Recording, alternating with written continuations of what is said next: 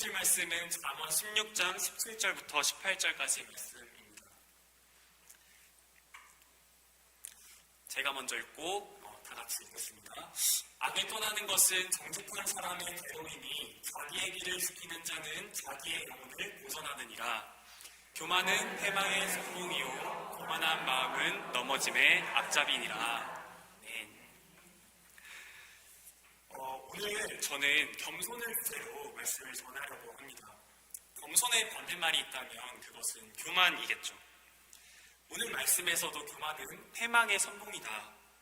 그리고 넘어짐의 앞잡이다. 이렇게 말씀하고 있습니다. 그러므로 우리는 교만을 경계하고 겸손해야 합니다.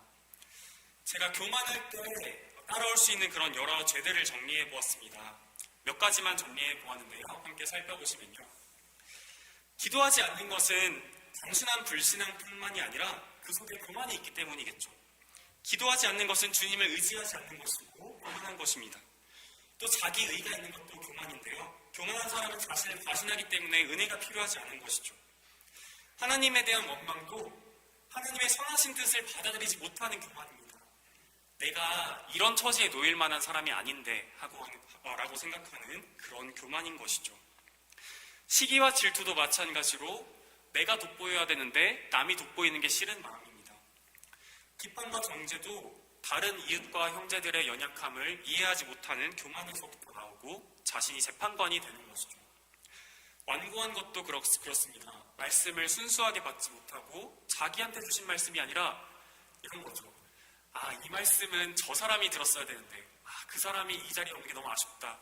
이렇게 생각하는 완고한 마음도 역시 교만한 마음입니다. 제가 이렇게 몇 가지만 정리를 해보았는데요. 우리가 만일 교만하다면 이처럼 이렇게 생각하고 행동할 수 있다는 것입니다. 그래서 오늘 말씀에서도 교만은 패망의 선봉이고 넘어짐의 앞잡이다라고 말하는 것이죠. 그럼 오늘 우리가 이 말씀을 통해서 교만을 경계하고 하나님 앞에 겸손한 백성들로 살아가기를 그런 은혜가 있기를 원합니다. 먼저 오늘 말씀의 17절 말씀을 함께 보시겠습니다. 악을 떠나는 것은 정직한 사람의 대로이니 자기의 길을 지키는 자는 자기의 영혼을 보전하느니라. 먼저 상반절만 보시면은 악을 떠나는 것은 정직한 사람의 대로다라고 말씀합니다. 악을 떠나 정직한 사람은 큰 길을 걷는 것과 같다고 말씀하는 것이죠. 소위 탄탄대로라는 말을 하는데 악을 떠나서 정직하게 사는 사람은 그렇게 고속도로를 가는 것 같이 탄탄대로를 걷는 것과 같다고 말씀하고 있습니다. 또 그 뒤에는 비슷한 말씀이 이어지는데 자기의 길을 지키는 자는 자기의 영혼을 보전하느니라 라고 하시는데 자기의 길을 지키는 자는 자기의 생명을 지키는 자와 같다 이렇게 말씀하는 것이죠. 그러니까 이 말씀을 잘 보시면 길이라고 하는 키워드를 가지고 말씀을 하는 것입니다. 이 길은 당연히 여호와의 길을 말하는 것입니다. 잠언과 같은 지혜 문학에서는 이 길이 여호와의 율법을 따라 사는 삶을 가리킵니다. 이 길을 잘 걷는 사람은 여호와의 율법을 따라 사는 삶이고 그리고 이 길에서 벗어나는 사람은 여호와의 율법을 따르지 않는 삶을 사는 사람이 있는 것이죠. 다시 한번 17절을 보시면요. 악을 떠나는 것은 정직한 사람의 대로이니 자기의 길을 지키는 자는 자기의 영혼을 보존하느니라 라고 말씀하는데 이 색깔로 표시한 것끼리 연결되는 것입니다. 같은 뜻이나 다름이 없는 것이죠. 악을 떠나는 것이 자기의 영혼을 보존하고 생명의 길을 가는 것과 같고 정직한 사람이 이 고속도로를 간다고 하지 않습니까? 자기의 길을 지키는 자와 연결되는 것입니다. 같은 말처럼 이렇게 쓰이고 있는 것이죠. 그러니까 정리하자면 정직한 사람은 악을 떠나는데 그러한 인생이 고속도로와 같습니다. 왜냐하면 그 길은 영혼을 보존하는 생명이 있기 때문입니다. 하나님의 율법을 따라 사는 삶은 답답하지만 영혼을 보존합니다. 하나님의 지혜를 따라 사는 삶은 큰 물질적 부를 가져다 주진 않지만 거기에 생명이 있다는 사실을 믿으시길 바랍니다. 이렇게 17절에서 길의 키워드를 가지고 우리에게 말씀하셨는데요.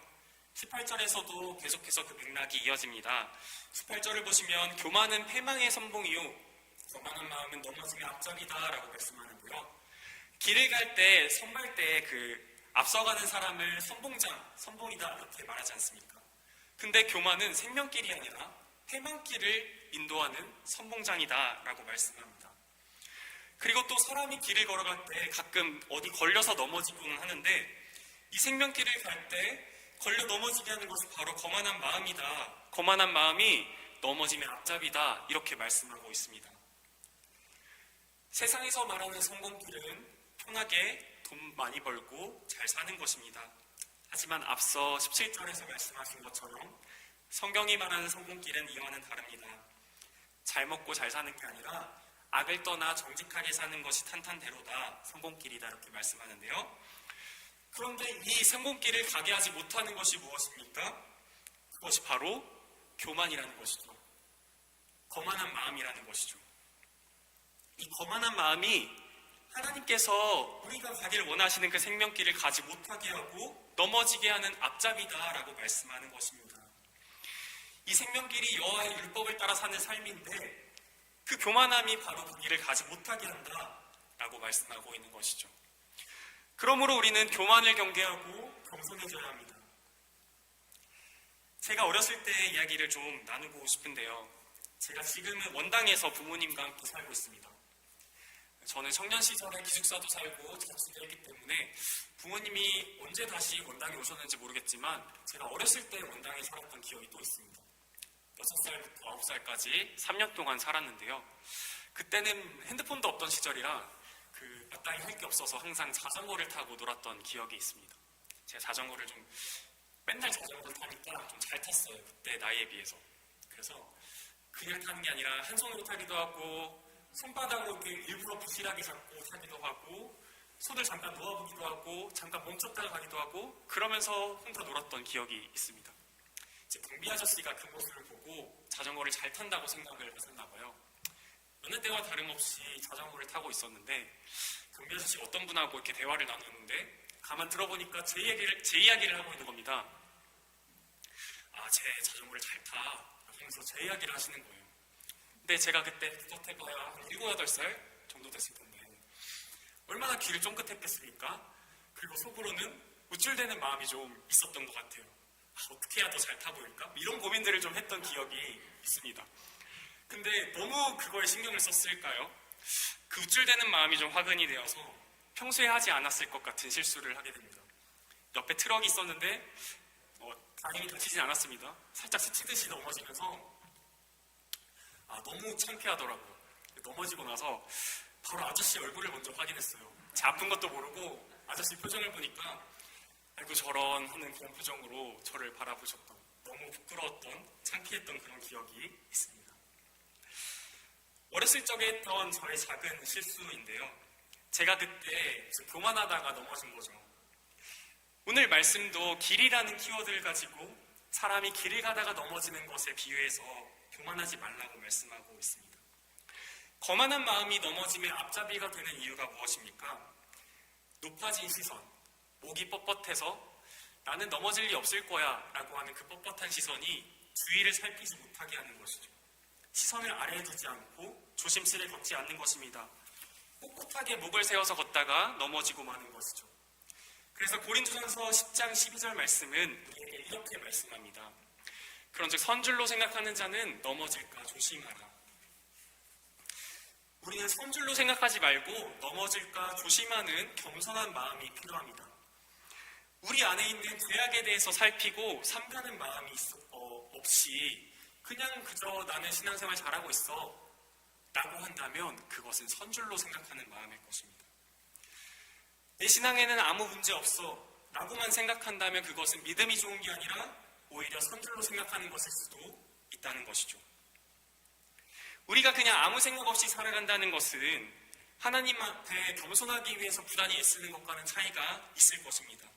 적어도 난 참 교만한 사람이구나, 더욱 부지런히 겸손하게 살기 위해서 기도해야지 라고 하면서 애쓰면서 겸손에 대해 신경을 기울이는 사람과는 큰 차이가 있을 것입니다. 그래서 우리 모두가 조금이라도 겸손하기 위해서 애쓰고 기도하는 사람들이 되었으면 좋겠습니다. 우리가 신앙생활을 하다 보면요, 각 신앙생활의 시기마다 기도 제목들이 있습니다. 자신을 돌아보면서 끈질기게 기도하는 부분들이 있습니다. 저 같은 경우에는 저 자신을 돌아보면서 나는 왜 이렇게 흠이 많은 사람인가 생각하면서 저의 죄에 대해서 집중하기도 했고, 또 어떨 때는 가족과의 갈등 때문에 기도했던 적도 있습니다. 그리고 또 어떤 시기에는 공감하실지 모르겠지만 짝사랑하는 사람을 두고 주님의 뜻을 구하면서 기도하기도 합니다.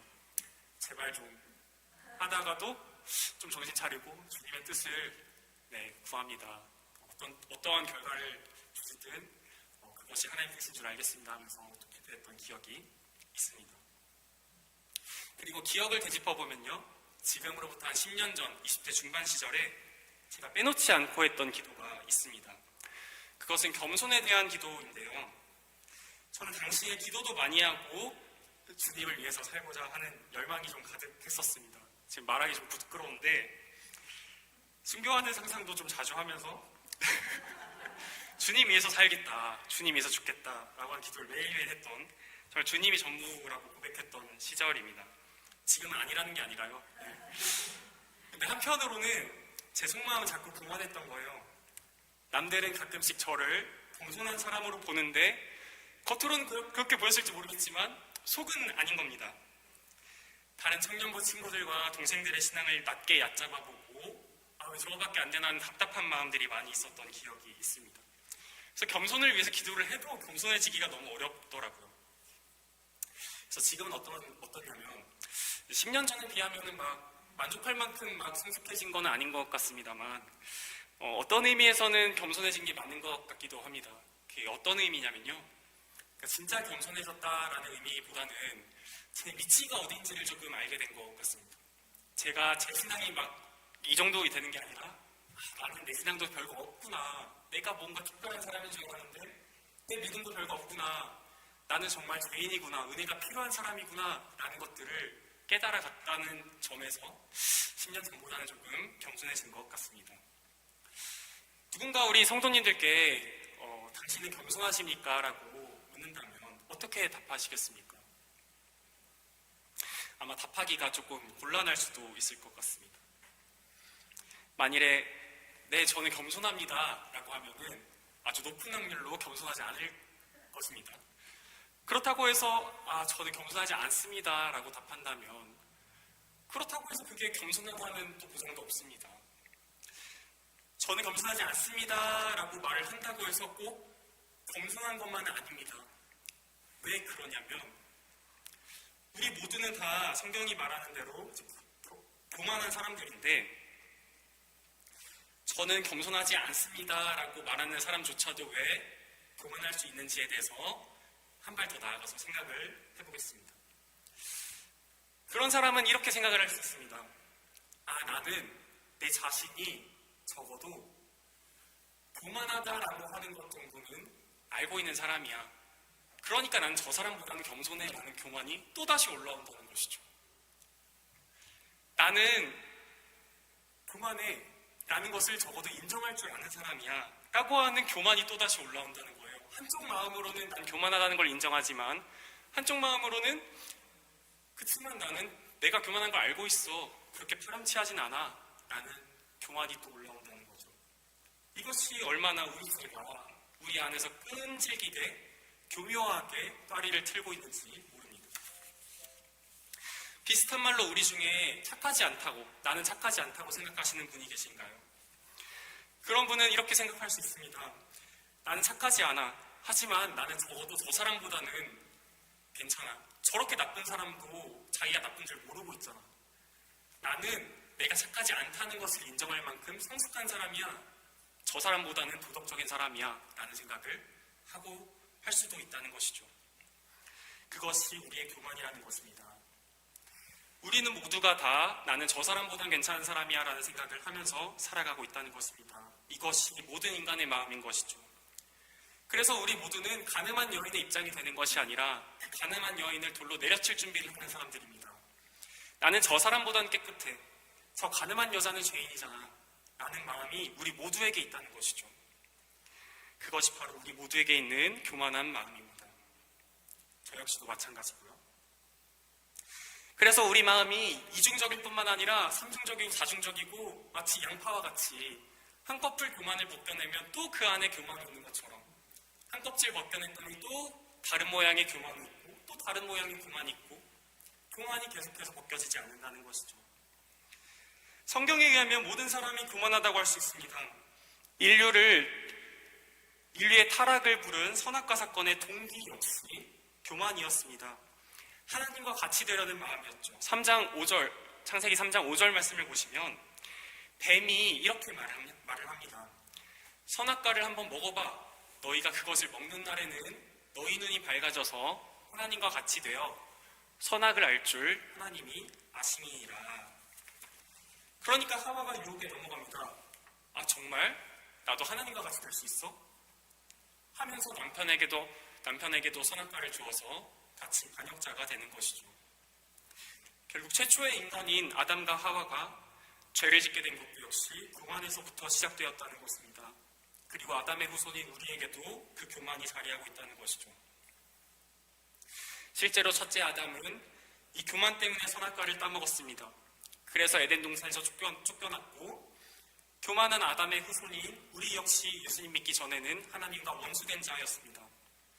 교만이라는 것이 이걸 통해서 죄가 들어오고 이 세상에 들어오게 된 것이죠. 그리고 이렇게 교만으로 인해서 죄가 처음 들어왔지만 역시나 마찬가지로 마지막까지 남아있을 죄 역시 교만입니다. 천국 가기 전 우리 안에 마지막까지 괴롭히고 우리 안에 마지막까지 남아있을 죄가 있다면 그건 역시 교만인 것이죠. 지금로부터 약 400년 전에 영국 장로교 목회자 조지 스윈록은 이런 말을 남겼습니다. 교만은 가장 먼저 입고 가장 늦게 벗는 영혼의 속옷과 같다. 이런 말을 했습니다. 그만큼 교만이라는 죄는 가장 먼저 들어오고 가장 마지막까지 우리 안에 남아있습니다. 마지막까지 남아서 우리를 괴롭힐 죄라는 것이죠. 그만큼 가장 끈질기고 그만큼 마지막까지 우리 안에 따리를 틀고 모든 죄에 대해서 문을 열어주는 것이 바로 교만입니다. 교만은 모든 죄의 시작이요 넘어짐의 앞잡이, 패망길의 선봉장인 것입니다. 그리고 천국 가기 전 우리가 마지막까지 싸워야 할 죄악이 있다면 그건 역시 교만인 것이죠. 그래서 옛 목회자들의 사이에서는 이러한 격언이 있었던 것입니다. 교만은 우리가 가장 먼저 입고 가장 마지막에 벗게 될 영혼의 속옷과 같다. 이런 말을 했다는 것입니다. 마귀는 교만이라는 문을 타고 우리에게 들어와 우리의 신앙을 무너뜨립니다. 그러므로 우리는 교만을 경계하고 우리는 겸손해야 합니다. 성경 말씀에서도 이 점에 대해서 무척이나 강조하고 있습니다. 다른 두 신약 성경의 책에서 동일한 표현으로 이렇게 말씀을 하는데요. 베드로전서와 야고보서 말씀을 함께 보시겠습니다. 뒤에만 읽겠습니다. 하나님은 교만한 자를 대적하시되 겸손한 자들에게는 은혜를 주십니다. 그리고 야고보서 말씀을 보시면요. 하나님이 교만한 자를 물리치시고 겸손한 자에게 은혜를 주신다 하였느니라. 하나님은 교만한 자를 물리치시고 겸손한 자에게 은혜를 주십니다. 그렇다면 우리가 겸손할 수 있는 방법은 무엇일까요? 첫째 아담으로부터 들어온 교만이라는 죄악을 물리치고 겸손할 수 있는 비결은 무엇일까요? 우리의 타고난 심성과 성품, 우리의 강한 절제력과 의지가 아닙니다. 첫째 아담으로부터 들어온 죄 문제를 해결하기 위해서 이 땅에 예수 그리스도께서 오셨습니다. 그분은 첫째 아담으로부터 들어온 죄를 해결하기 위해서 둘째 아담으로서 모든 죄를 담당하셨습니다. 첫째 아담은 교만했지만 둘째 아담 예수 그리스도는 겸손하셨습니다. 그분은 하나님과 동등한 분이지만 동등됨을 취할 것으로 여기지 아니하시고 성육신하신 분입니다. 하늘 영광 다 버리고 우리 죄를 용서하기 위해서 이 땅에 오신 분입니다. 그분은 어린 양으로서 도살장에 끌려가 십자가에서 죽임당하시고 아버지께 순종하셨습니다. 그리고 이제는 우리가 예수 그리스도의 길을 겸손하게 따르는 자들이 된 것이죠. 이 교만을 해결할 수 있는 길은 오직 주 예수 그리스도를 믿고 그분의 은혜를 사모하고 구하는 길밖에는 없습니다. 우리에게 익숙한 빌립보서 2장 6절부터 8절까지의 말씀을 한 목소리로 같이 읽겠습니다. 함께 읽겠습니다. 그는 근본 하나님의 본체시나 하나님과 동등됨을 취할 것으로 여기지 아니었으고 오히려 자기를 비워 종의 형체를 가지사 사람들과 같이 되셨고 사람의 모양으로 나타나사 자기를 낮추시고 죽기까지 복종하셨으니 곧 십자가에 죽으십니다. 둘째 아담 예수 그리스도를 따르는 것이 그리스도인이라면 그분을 본받아서 우리가 겸손한 길을 가는 것이 마땅합니다. 그 길이 바로 생명이 있는 길인 것이죠. 교만은 패망의 선봉이고 넘어짐의 앞잡이라는 사실을 기억하시면서 우리 모두에게